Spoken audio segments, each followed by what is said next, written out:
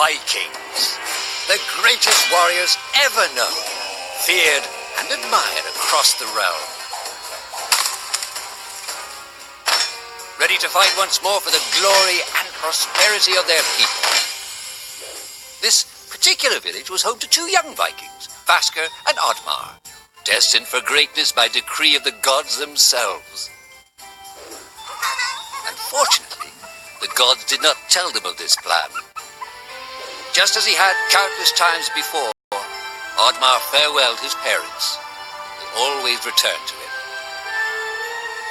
This time was different.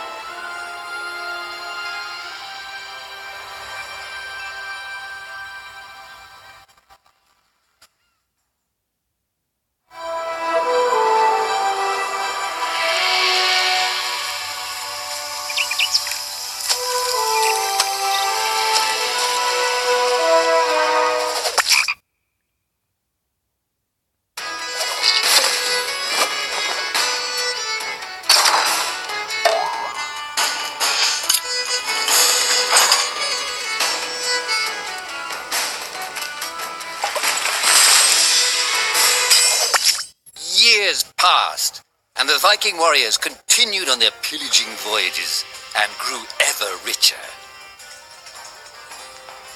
The Viking chief was proud of his people, but he was greedy, single-minded. He wished to expand his village, regardless of the consequences. The chief despised Oddmar. He'd never fought for his village and survived off their scraps. But the chief would tolerate this behavior no longer. Oddmar would have to single-handedly loot the forest, burn it to the ground so their village may prosper. And if he refused, he would face the same fate as his old friend Vasker. After being ridiculed by his village, Oddmar ran home to his hut.